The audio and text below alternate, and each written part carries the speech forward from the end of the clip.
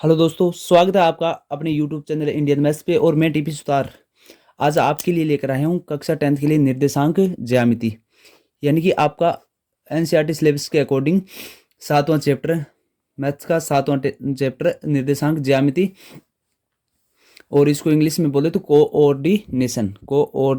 ठीक है, तो इसके अंदर क्या पढ़ने वाले हैं इसके आपको बताते हूँ कि ये लेक्चर नंबर फर्स्ट है। ये लेक्चर नंबर फर्स्ट है और इसमें क्या है कि हम एक तो बेसिक देखने वाले हैं। क्या देखने वाले हैं इसमें, क्या देखने वाले हैं? पहले तो बेसिक देखने वाले हैं, ठीक है ना। बेसिक के बाद हम क्या करेंगे कि एक तो पहले बेसिक देखेंगे और फिर इसमें एक दूरी सूत्र है, दूरी सूत्र, और फिर इसके बाद विभाजन सूत्र देखने वाले। क्या देखने वाले? विभाजन सूत्र, ठीक है ना। तो देखिए अपन पहले क्लियर करते हैं बेसिक क्या होता है, इसमें क्या काम आने वाला है हमें और क्या सीखना पड़ेगा। इस प्रश्नावली को पढ़ने से पहले हमें क्या चीज़ की ज़रूरत होती है वो चीज़ हम देखते हैं दोस्तों, ठीक है। तो आ जाइए, देखिए ये क्या बोल रहा है कि हमें निर्देशांक अक्षों के एक युग्म की आवश्यकता होती है, यानी कि किसी भी बिंदु की स्थिति निर्धारित करने के लिए हमें निर्देशांक अक्षों के एक युग्म की आवश्यकता होती है। कहने का मतलब है कि कोई भी हम एक समतल में कोई बिंदु दर्शाएं, जैसे कि मैं मान लेता हूं कोई बिंदु P है, ठीक है ना। और बिंदु P के निर्देशांक आप बोलोगे कि बिंदु P के निर्देशांक आप मान लो कि 5 और 4 मान लो, ठीक है ना।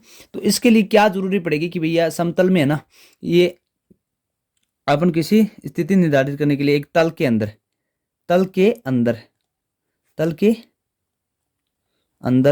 स्थिति निर्धारित करने के लिए स्थिति निर्धारित करने के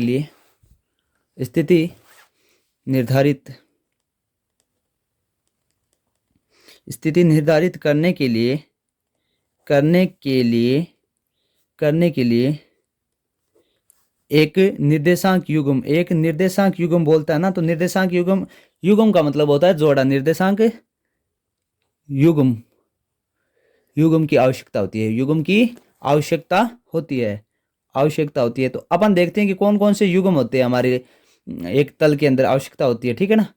तो देखो कौन कौन से युग्म होते हैं। तो कोई बिंदु P को हम स्थिति निर्धारित करने के लिए, यानी कि तल के अंदर व्यवस्थित करने के लिए, यानी कि इस बिंदु की P कहाँ स्थित है, तो इसके निर्देशांक दिए हुए हैं। इनके लिए हम एक निर्देशांक युग्म की आवश्यकता होती है। और वो क्या होता है, देखिए ये तो हो गया x मान लीजिए, y मान लीजिए, y x है, और ये क्या हो गया x x है, ठीक है ना। तो आपको ये ऊर्ध्वाधर होगा,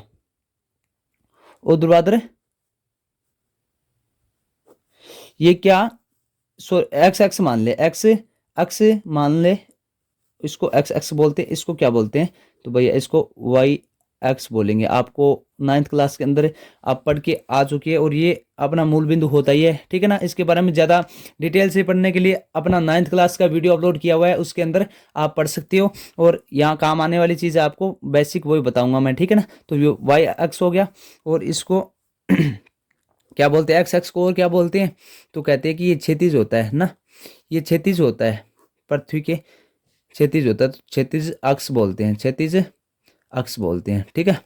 इसके साथ इसको क्या बोलेंगे, ऊर्ध्वाधर अक्ष। y अक्ष को क्या बोलेंगे, ऊर्ध्वाधर अक्ष, ठीक है।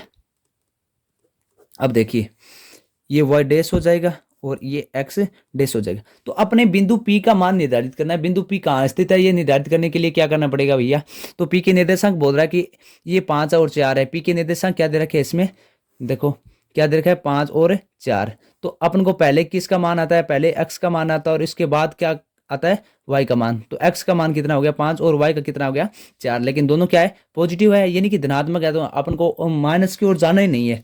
तो देखिए हम ऐसे देखिए तो x 1 2 3 4 5, 1 2 3 4 ऐसे कुछ करें तो देखिए y का यहाँ आता है, ये x यहाँ y पर y का x का 0 हो गया, y का कितना हो गया 4, ये 1 2 3 4 5। तो देखिए x का यहाँ कितना हो गया 5 दे रखा है, तो यहाँ 5 ले लेंगे, और y का कितना होगा, x अक्ष पर 0 होगा। ये आगे बताने वाला हूँ कि y पर x अक्ष का 0 क्यों होता है, x पर y का 0 क्यों होता है, ठीक है ना। ये चीजें बताने वाला हूँ।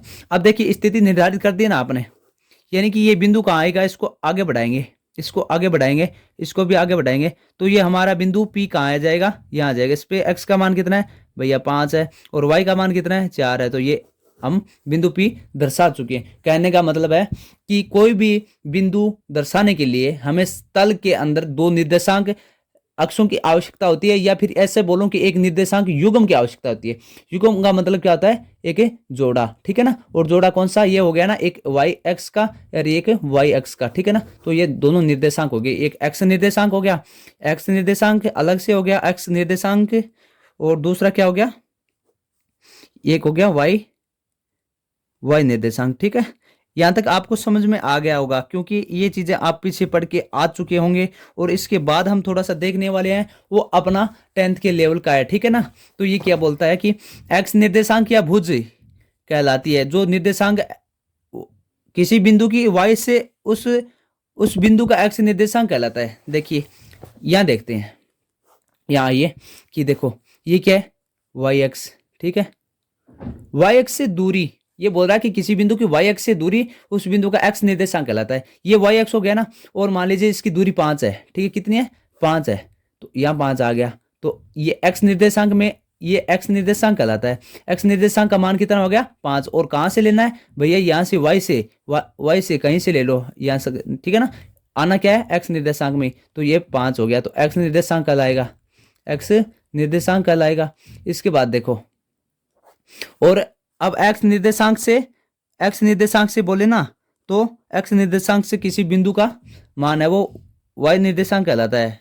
एक्स अक्ष से, ये एक्स अक्ष है ना, इससे कोई बिंदु का दूरी क्या कहलाता है वाई अक्ष से। तो ये दूरी मान लेते हैं, अब अपन इसमें 4 माने ना, तो ये दूरी 4 है, तो यहाँ क्या है ये वाई निर्देशांक आ गया, ठीक है ना।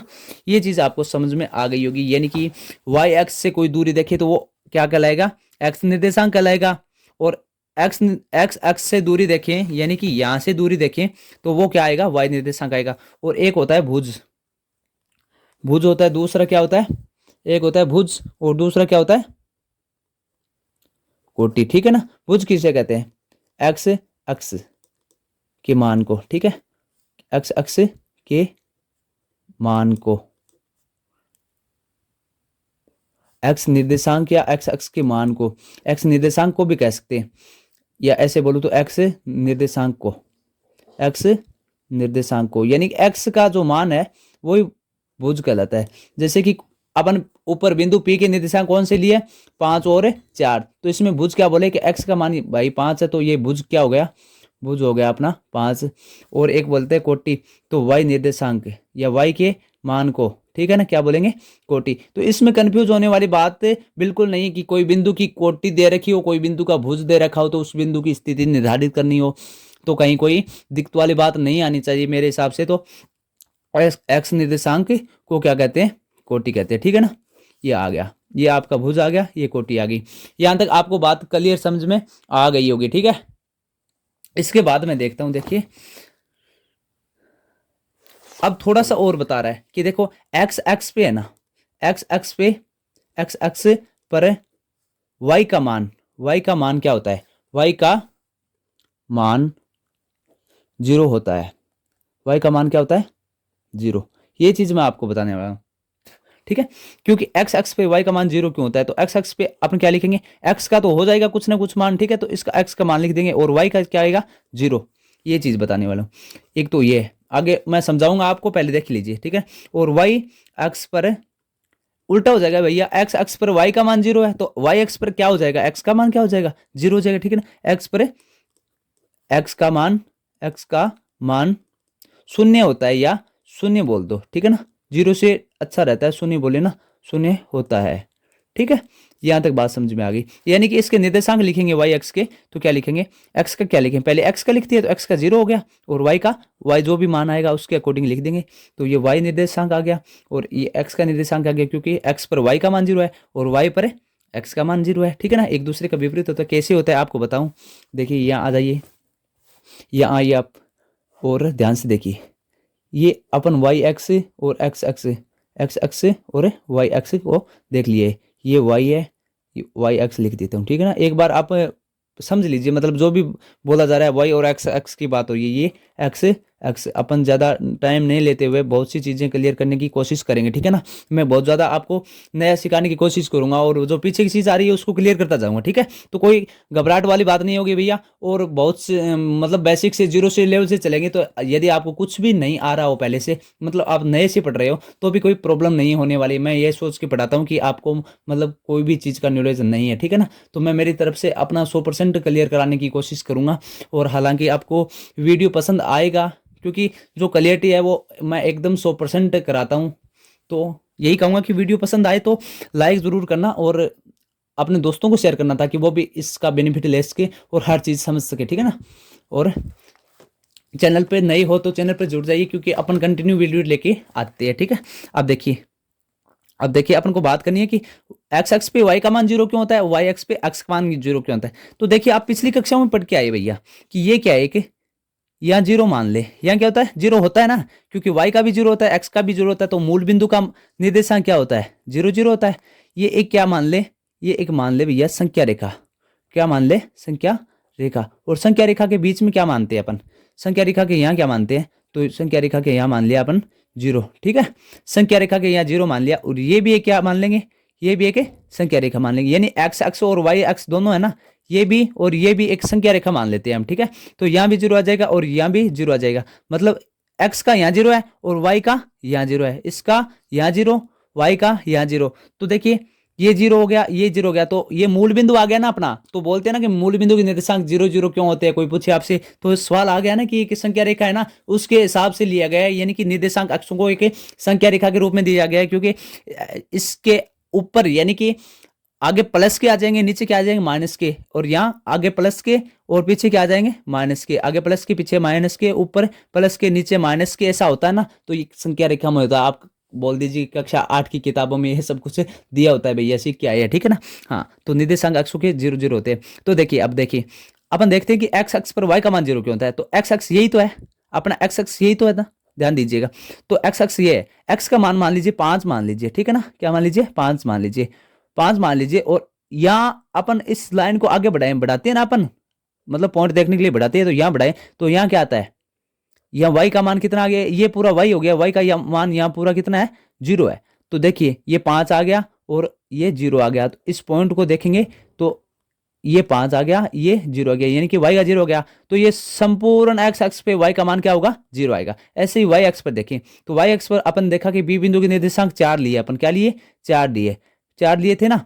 और इस पे देखेंगे तो ये चीज आगे बढ़ाएंगे, इस बिंदु के निर्देशांक ज्ञात करने के लिए आगे बढ़ाएंगे। तो ये क्या आ गया, जीरो आ गया, यानी कि एक्स का मान क्या आ गया, जीरो आ गया। तो पहले एक्स का मान जीरो लिख देंगे। तो अब समझ में आ गया ना कि एक्स एक्स पे वाई का मान जीरो क्यों होता है और वाई एक्स पे एक्स का मान जीरो क्यों होता है। ये क्लियरिटी आ गई ना। अब आप दूसरे को भी बताओ तो कोई दिक्कत नहीं आने वाली। हाँ, तो इसके बाद हम पढ़ने वाले हैं आज आपका दूरी सूत्र, या फिर मैं आपको इससे पहले यह बता देना चाहता हूं कि किसी बिंदु को एक तल में एक से अधिक बिंदु कैसे दर्शाए जा सकते हैं। तो देखिए आपकी किताब के अंदर दे रखे है, उसके हिसाब से हम चलेंगे कि मान लीजिए ये दे रखा है, इसके अंदर कोई बिंदु दे रखा है, ए दे रखा है, 4 और 8 बी के निर्देशांक दे रखे हैं। ये देखिए यहाँ ये निर्देशांक है, एक से अधिक बिंदु अपन एक तल के अंदर कैसे दर्शाएं, ठीक है ना। ये चीज दे रखी है, तो इसको मैं आपको दिखाने वाला हूं। तो अपन देखते हैं कि बिंदु ए की निर्देशांक क्या दे रखा है, बिंदु ए की निर्देशांक दे रखा है 4 और 8, ठीक है ना। इसके बाद में अपन बी के निर्देशांक क्या दे रखा है, बी के निर्देशांक 3 और 9 दे रखा है, ठीक है।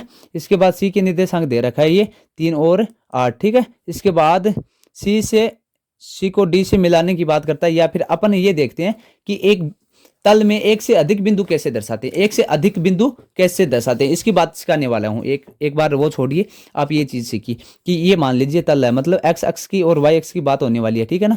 और क्या करना है अपन को, एक से अधिक बिंदु दर्शाने। तो अपन को माइनस वाला कुछ है नहीं, काम में आने वाला नहीं है, अपन प्लस देखना है। तो ये वाई अक्ष हो गया, ठीक है। ग्राफ बनाना सिखा रहा हूँ भैया, आपकी पर्सनालिटी चैप्टर नंबर 4 में भी काम आने वाली है, और पूरी किताब के अंदर इसके सभी में थोड़ा थोड़ा काम आएगी। तो ये बहुत बड़ा चैप्टर हो जाएगा, और अपन छोटे छोटे लेक्चरों के रूप में पूरा क्लियर कर लेंगे, ठीक है ना। ये लेक्चर नंबर 1 है आपका, और इसके बाद सेकंड लेक्चर में अपन को दूरी सूत्र, विभाजन सूत्र और जो फॉर्मूले वगैरह है आगे के, और एग्जाम्पल्स है, क्वेश्चन है 7.1 है, वो क्लियर करने की कोशिश करेंगे धीरे धीरे, ठीक है। तो आपको हर चीज़ क्लियर कराता जाऊँगा, ऐसा नहीं है कि मैं पूरा नहीं कराऊंगा, आज एक वीडियो अपलोड कर दिया, नहीं, पूरा क्लियर से चलेंगे। यहाँ से चलेंगे टू द पॉइंट और पेज टू पेज, यानी कि रफ्तार अपनी होती जाएगी, लेकिन पहले जो चीज़ सीखनी है ना वो सीखें ताकि आगे कोई प्रॉब्लम ना आए भैया, ठीक है। हाँ, तो देखिए ये क्या दे रखा है, मैं मान लेता हूँ 1 2 3 4 5 6 7 और 8 मान लेता हूँ, ठीक है ना। 1 2 3 4 5 6 7 और बी में अपन को 8 काम में नहीं आने वाला है भैया, 9 तक है, 8 और ये 9, क्योंकि अपन पेपर की सहायता से और ग्राफ पेपर की सहायता से तो अच्छे से होगा, लेकिन यहाँ अपन मानना पड़ेगा ना, सही तरीके से मान नहीं आएगा, क्योंकि ये इसकी और इसकी बीच की दूरी है वो कम ज़्यादा हो जाएगी, इनकी सभी में एक समान नहीं आएगी। तो एक बार अपन सपोज कर सकते हैं, इसको सीख सकते हैं, ठीक है ना। ग्राफ पेपर हो आपके पास तो आप प्रैक्टिस जरूर करना। और इसके साथ देखिए ए में क्या है, 4 और 8, यानी कि एक्स का मान क्या है, एक्स का मान 4 है और वाई का मान क्या है 8, ठीक है ना। दोनों क्या है प्लस के, इसमें माइनस का कोई झंझट नहीं है भैया, प्लस के था तो पहले एक्स का मान ले लिया 4, 1 2 3 और 4, तो ये क्या हो गया 4 हो गया, ठीक है। और वाई का मान यहाँ पर तो एक बार देखना है 4 के लिए, और 8, 1 2 3 4 5 6 7 और 8, यानी कि ये एक्स का मान, सॉरी वाई का मान हो गया, कितना हो गया 8 हो गया, 8 हो गया, ठीक है ना। अब इस बिंदु को मिलाते हैं, ये 8 यहाँ आया ना, ये 8 यहाँ आया और ये 4 यहाँ आया, इस बिंदु को आगे बढ़ाते हैं थोड़ा, इसको आगे बढ़ाते हैं, इसको आगे बढ़ाते हैं, तो अपना बिंदु कहाँ आ गया, यहाँ घटता है। यहाँ कौन सा बिंदु है ए, और ए के निर्देशांक, ए में एक्स का मान कितना है भैया, बोलोगे 4 है सर, और ए में वाई का मान देखेंगे तो बोलोगे सर 8 लिखा है अपने। तो ये अपना बिंदु क्या हो गया, इसकी स्थिति निर्धारित होगी, यानी कि ग्राफ पेपर के अंदर या तल के अंदर, एक तल के अंदर क्या होगा, तल के अंदर ये बिंदु यहाँ आएगा, ठीक है ना। तो बी की स्थिति निर्धारित करेंगे, क्या आप कर सकते हो, तो बी के निर्देशांक कितने हैं 3, तो भैया एक्स का 3 आ गया, क्या आ गया 3, और वाई का क्या आ गया 9, तो 9 लास्ट में देखा ना आपने। तो ये देखिए आगे बढ़ाते हैं थोड़ा सा और इसको भी बढ़ाते हैं, ऐसे करके यहाँ आ जाएगा, ठीक है ना, यहाँ इसका सीधा आ जाएगा। तो ये बिंदु बी आ गया, बी के निर्देशांक कितने हैं, तो बी के सामने एक्स का मान देखो भैया, ये 3 आ रहा है, और ये क्या है, ये y का मान देखो 9 आ रहा है, तो ये बिंदु B यहाँ स्थित हो गया। बिंदु C देखते हैं, C की 3 और 8 है, C की 3 और 8, 3 और 8 यहाँ, तो यहाँ आ गया C, यानी कि ये x का 3 हो गया, y का कितना हो गया 8 हो गया, तो C बिंदु के 3 और 8। तो क्या एक से अधिक, इससे भी ज़्यादा आपको निर्देशांक अक्ष बोल दे कि दर्शाने हैं, तो आप भैया जी जितने 100 तक या फिर अपने ग्राफ पेपर के अंदर आ सके ना उतने आप दर्शा सकते हैं। तरीका ये रहेगा, यदि माइनस के है, एक्स का माइनस का मान है यहाँ सभी जगह आ जाएगा, वाई का माइनस का मान यहाँ सभी जगह आ जाएगा, और आगे अपन ग्राफ पेपर में करेंगे तो सब कुछ क्लियर करने वाले, ठीक है ना। हाँ, तो इसके आगे देखिए, इसके आगे देखिए क्या करने वाले हैं, ये बोल रहा है कि साथ ही आप ये पढ़ चुके होंगे कि देख चुके होंगे कि a x plus b y plus c is equal to 0, a x plus b y plus c is equal to 0, यानी कि ये क्या है, एक दो चरों वाले रैखिक समीकरण की व्यापक समीकरण है। क्या है, दो चरों वाले रैखिक समीकरण। रैखिक समीकरण आपको पढ़ाऊंगा मैं, लेकिन पहले अब आप थोड़ा सा समझ लीजिए। दो चरों वाले रैखिक समीकरण दो चरों वाले रैखिक समीकरण की व्यापक समीकरण है, इससे बनती है मूल समीकरण, बोलते हैं ना कि कौन किससे उत्पत्ति होती है, तो इससे एक दो चरों वाले रैखिक समीकरण बना सकते हैं हम कि व्यापक समीकरण, ठीक है ना दोस्तों। हाँ, बने रहिएगा और मेहनत करते रहिएगा भैया। आप प्रैक्टिस नहीं करोगे ना तो कुछ समझ में नहीं आने वाला है, एक बार समझ लिया और इसके थ्रू प्रैक्टिस नहीं करोगे ना तो कुछ नहीं होगा, और प्रैक्टिस करोगे तो बहुत कुछ कर सकते हो। यदि अभी तक आपने स्टार्ट नहीं किया तो प्लीज़ आप अपनी ज़िंदगी के लिए, अपनी लाइफ के लिए, अपनों के लिए कर लीजिएगा, क्योंकि टाइम पास तो ऐसे ही होता रहता है, और थोड़ा सा पढ़ लेना तो टाइम के अकॉर्डिंग हमें आगे बढ़ने का मौका मिलता है, और टाइम हमको साथ साथ लिए रखता है। जब टाइम हमारे साथ होगा तो सब कुछ हमारे साथ होगा, हमारे पास होगा, ठीक है ना। हाँ, तो इसके बाद ये व्यापक समीकरण है, और ये क्या बोल रहा है कि जहाँ ए और बी एक साथ शून्य नहीं हो सकते, बोलता है कि देखो a x plus b y plus c is equal to 0। ये लेक्चर नंबर फर्स्ट है, और सेकंड में अपन और ज़्यादा करने वाले, क्योंकि फर्स्ट इतना ज़्यादा बड़ा नहीं कर सकते, ताकि आपको डेली कंटिन्यू अपलोड करें, तो छोटे छोटे वीडियो के रूप में, छोटे छोटे लेक्चर्स के रूप में अपना पूरा सिलेबस या फिर पूरा चैप्टर करने की कोशिश करेंगे। तो देखिए ये बोल रहा है कि ए और बी, ये ए हो गया, ये बी हो गया, एक साथ शून्य नहीं हो सकते, एक साथ शून्य नहीं। देखिए थोड़ा सा दिमाग लगाइए, शून्य नहीं हो सकते, ठीक है ना। क्या बोलता है, थोड़ा सा दिमाग लगाइए भैया कि यदि ए शून्य हो गया, ए क्या हो गया, शून्य हो गया, तो ए इंटू क्या है, ए गुणा क्या है एक्स, प्लस बी भी शून्य हो गया, तो 0 इंटू ये भी 0 ले लिया, शून्य हो गया, तो B into Y plus C equal to 0। क्या हो गया, ये भी शून्य हो गया, यानी 0 से x को गुणा करेंगे, 0 से x को गुणा करेंगे 0, प्लस 0 से y को गुणा करेंगे 0, प्लस सी इक्वल टू 0, यानी कि सी के बराबर 0। सी एक अचर पद आ गया, क्या आ गया यहाँ, अचर पद, और ये कोई व्यापक समीकरण नहीं हो सकता, तो यहाँ ये बात सत्य नहीं हो सकती। तो क्या शर्त है इसकी कि भैया जी ए एक साथ ए एवं बी एक साथ क्या नहीं होंगे, शून्य नहीं होंगे, क्योंकि ये शून्य हो गया तो सिस्टम खराब हो जाएगा। एक अकेला शून्य हो सकता है, तो ये शून्य हो गया, तो ये पूरा क्या हो गया, शून्य हो गया अपना पद, और फिर बचा बी वाई प्लस सी बराबर 0, ये भी हो सकता है, एक रेखिक समीकरण बनेगा। और यदि बी 0 होगा तो भी क्या बचेगा, ए एक्स प्लस सी बराबर 0, तो एक रेखिक समीकरण हो जाएगा, ठीक है ना। और रेखिक समीकरण से हम ग्राफ का निर्माण कर सकते हैं, एक रेखिक समीकरण है वो ग्राफ में काम आता है, ठीक है ना।